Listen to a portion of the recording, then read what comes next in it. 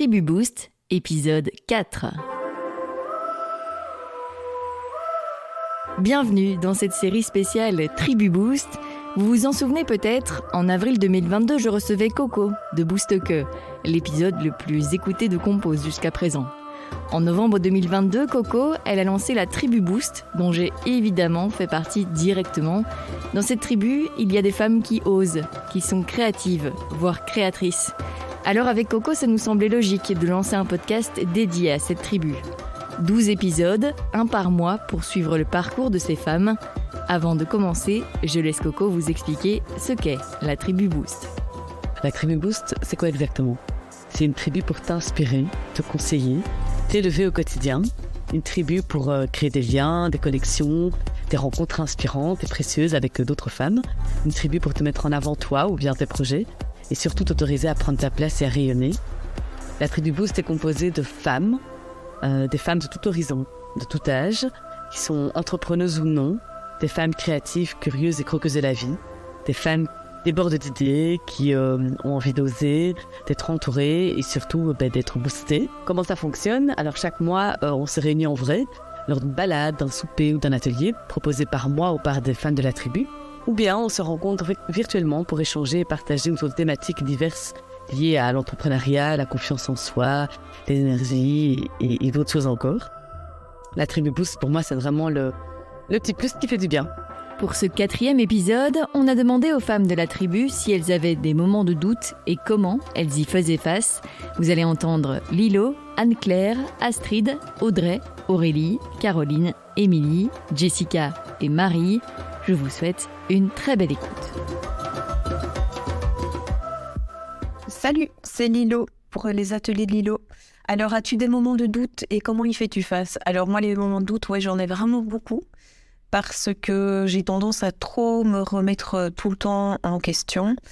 Et donc, ça a des côtés positifs parce qu'au final, j'ai l'impression de tout le temps me réinventer et que je pense que mes créations viennent de mes doutes aussi. C'est un peu ma thérapie à moi. Et puis, ce qui est chouette, c'est qu'il y a plein de gens qui s'y retrouvent. Et donc, je pense que c'est ce qui fait que ça plaît à certaines personnes.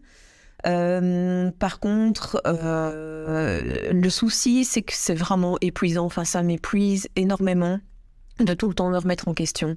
Et donc, j'attends avec impatience les recettes miraculeuses des autres nanas. Voilà, à plus. Hello, moi c'est Anne-Claire de la Fabrique d'étoiles.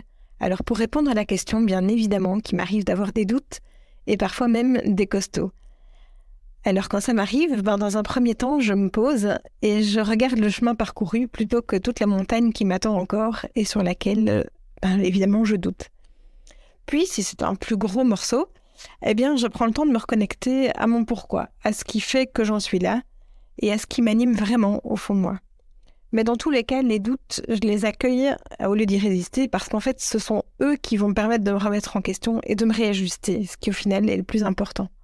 Hello Julie, alors des moments de doute dans mon projet professionnel, j'en ai beaucoup, j'en ai chaque semaine et c'est clairement ça qui me freine et qui enlève toute ma confiance en moi et en mon projet. Alors, ce que je fais pour y remédier, c'est de me faire coacher, mais aussi suivi. Ça me permet de beaucoup en parler et de me dire que finalement, je ne dois pas rester seule dans ces moments de doute-là. J'en parle aussi beaucoup autour de moi, mon entourage. Il y a des personnes que je rencontre et très souvent, leurs réactions, pour la plupart positives, me permet vraiment de rebooster et de me dire que c'est bon, je suis pas folle de croire en ce projet et que beaucoup de personnes seront peut-être séduites par celui-ci. Et puis j'interview pas mal de personnes qui se sont aussi lancées dans des projets plus ou moins proches du mien et de me dire, si ces personnes-là l'ont fait, c'est que normalement je devrais pouvoir y arriver moi aussi. Je doute beaucoup. Je pense que je doute tous les jours. Ça fait vraiment partie intégrante de ma vie. Je suis quelqu'un d'extrêmement sensible et du coup, au-delà de toutes les émotions qui me traversent chaque jour, j'ai aussi beaucoup de ruminations, réflexions et doutes qui passent par la tête. C'est très énergivore, mais du coup, ce qui m'aide à passer outre, c'est le fait déjà de bien me connaître. Il y a quelques années, à chaque doute, j'aurais vraiment remis toute ma vie en question en me disant « Ok, je suis en train de faire un mauvais choix ». Ici, aujourd'hui, je sais que c'est plus lié à mon fonctionnement, en fait, mon processus de fonctionnement, que c'est une vague et que c'est OK. Et que c'est pas parce que j'ai un doute que c'est le mauvais choix. Et puis aussi, en parler autour de moi, ça m'aide énormément. Tout simplement parce que ça me fait me rendre compte que je suis pas la seule. On doute tous, ce qui est logique. De quoi est-ce qu'on est sûr, concrètement? De rien, en fait. Et puis aussi, en parler, ça me permet de prendre cette hauteur, parce que parfois, quand on rentre dans des doutes, on rentre dans des ruminations et dans un cercle vicieux. Et donc, ça permet de sortir de ce cercle vicieux et de voir toutes les autres possibilités, toutes les autres perspectives qui sont à prendre en compte aussi. Et puis aussi, je pense que le doute, il y a quelque chose de sain derrière, en fait.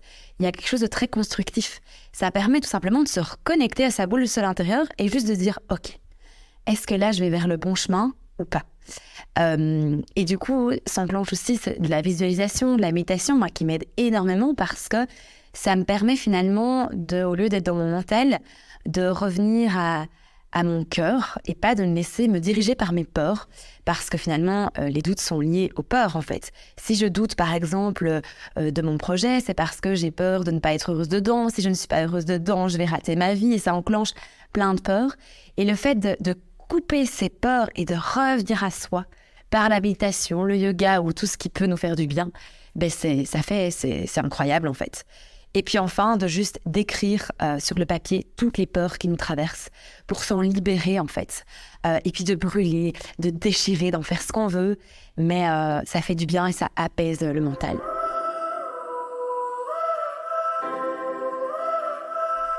Hello, alors moi c'est Aurélie d'Orée du jour. La question, si je doute tout le temps. Je doute dès que je réfléchis trop. Je doute dès qu'il y a un petit obstacle.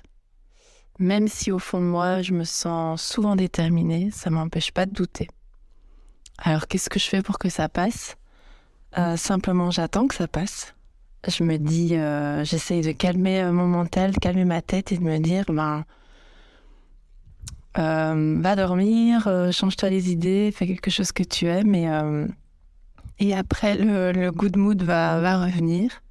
C'est pas toujours évident, mais ce qui m'aide aussi, c'est d'en parler, d'échanger avec des copines entrepreneurs en particulier. Elles se reconnaîtront. Et voilà, en fait, c'est un peu la même chose dans la vie. Il y a des moments où je doute, et puis quand l'humeur change et quand l'énergie est là, quand il fait beau, je suis très sensible à la lumière aussi, tout de suite, je doute moins. Voilà, donc j'apprends à vivre avec le doute et me dire que le doute fait partie de la vie. Bonjour, moi c'est Caroline de Joli Lundi. Alors quand j'ai des doutes, je dois dire que j'en ai très souvent. Ce qui m'aide, c'est d'en discuter avec des personnes autour de moi. Mon amoureux, mes amis, d'autres copines entrepreneuses. J'essaye de varier les personnes pour ne pas trop les saouler. Et le fait de leur demander leur avis, ça m'aide souvent à y voir plus clair et à relativiser. Il y a 2 autres petites choses aussi qui m'aident quand je suis face au doute, c'est de partir marcher, de bouger, de prendre l'air et aussi de revenir à mes objectifs, ceux que je me suis mis dans des moments où je ne doutais pas. Les doutes dans un projet relativement important, style un projet professionnel ou des choix de vie qui ont un impact important. Je crois que les doutes, ils sont là tout le temps. En tout cas pour moi, les doutes sont là tout le temps. Mais il y a des moments où je m'en fous, ils n'ont pas d'impact sur mes choix, mais il y a des moments où ils m'impactent et où c'est assez difficile et où ils m'obsèdent un peu, où ils sont non-stop dans ma tête. Et c'est des moments vraiment pas agréables et pas faciles à gérer. J'ai pas vraiment de super trucs. Mais quand ces doutes m'envahissent trop, ce qui me permet de m'en sortir, ce qui m'aide, c'est de me dire je pense que c'est passager de toute façon, ce moment difficile. Et est-ce que mon projet est toujours OK ? Voilà, c'est ça la vraie question finalement. Est-ce que je suis toujours OK ? Est-ce que ce projet me porte toujours ? Est-ce que j'ai envie de continuer ? Si les réponses à tout ça sont oui, eh bien, je me dis tant pis pour les doutes, je vais juste attendre qu'ils partent. Si la réponse est non, alors là, il faut apporter du changement et bouger Mais si tout est OK avec le projet en lui-même, faut laisser les doutes exister et passer. Alors pour moi, quand j'ai des doutes dans mon projet ou dans ma vie personnelle, je me suis rendu compte que ce qui m'aidait le plus, c'était de passer dans des activités qui impliquent l'utilisation de mon corps, donc que ce soit faire du sport, faire du jardinage, aller me balader, observer la nature, enfin, voilà, vraiment pouvoir c'est changer les polarités, quoi, au lieu d'être dans ma tête à réfléchir et du coup à me poser plein de questions et à avoir des doutes, repasser dans mon corps, revenir dans l'instant présent et des fois c'est le moment où j'ai des messages de réponse et d'éclaircissement. Salut Julie, salut Coco. Alors pour répondre à cette question, j'ai pas vraiment de réponse nette et précise, mais je dirais que ça dépend un peu si ce sont des petits doutes ou plutôt des grosses remises en question. Mais en général, moi ce qui fonctionne bien chez moi, d'abord j'ai un temps vraiment un peu de repli comme ça où je vais d'introspection, où je vais peut-être noter, mettre par écrit tout ce qui me passe par la tête, peut-être faire des colonnes avec des pour, des contre et des schémas, etc. Histoire de moi intégrer le truc et de voir un petit peu où ça bloque. Mais ce qui m'aide beaucoup, c'est surtout d'en parler autour de moi, à mes amis, à mon entourage proche, et de collecter des avis en fait. Et puis au final, j'essaie toujours de me connecter à mon instinct et mon intuition. Voilà, ce qui me fait vibrer, c'est comme ça que j'avance. Mais j'ai besoin d'en parler et j'ai besoin aussi du support écrit. En tout cas, moi, ça m'aide beaucoup. Voilà. C'était le 4e épisode de la Tribu Boost. Rendez-vous dans un mois pour le prochain. Et en attendant, n'hésitez pas à suivre Compose et Boost Que sur les réseaux sociaux et à mettre des étoiles et commentaires à Compose sur la plateforme via laquelle vous écoutez cet épisode. Vous pouvez aussi soutenir financièrement le podcast via Patreon et KissKissBankBank. Un grand merci à celles et ceux qui le font déjà. Tous les liens sont dans les notes. À très bientôt.